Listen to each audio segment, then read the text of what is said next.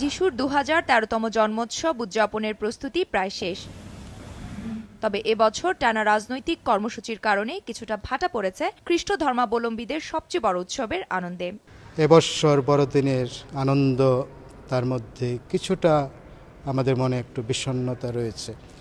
আজকে বড়দিনের আগে যদি আমাদের রাজনৈতিক একটা সুন্দর একটা শান্তিপূর্ণ সমাধান হতো, কিন্তু বড়দিনের আগে সেটা সম্ভব হলো না। বরাবরের মতোই দেশের পাঁচতারা হোটেলগুলোতেও বড়দিন উদযাপনে রয়েছে নানা আয়োজন। তবে রাজনৈতিক অস্থিরতার কারণে বিদেশি অতিথিদের সংখ্যা অনেক কম হবে বলে জানালেন তারা। আমাদের আয়োজন করা হচ্ছে, কিন্তু হোটেলে ইন্টারন্যাশনাল গেস্ট যদি আমি বলি তাহলে সংখ্যা অনেক কম। কিন্তু আমরা তারপরও আশা করছি যে এরকম অনবরত লাগাতার হরতাল অবরোধের কারণে বাসায় বসে বাচ্চারা, ফ্যামিলিরে যারা এতদিন বন্দী হয়েছিল তারা ছুটে চলে আসবে।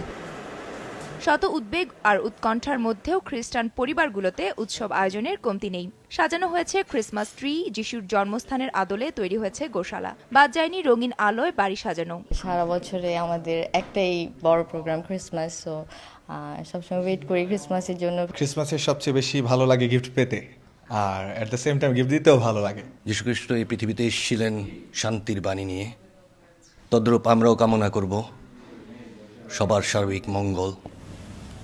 যিশু ভক্তদের প্রত্যাশা বড়দিন বয়ে আনবে শান্তির বার্তা। ফাহমিদা শম্পা, সময় সংবাদ, ঢাকা।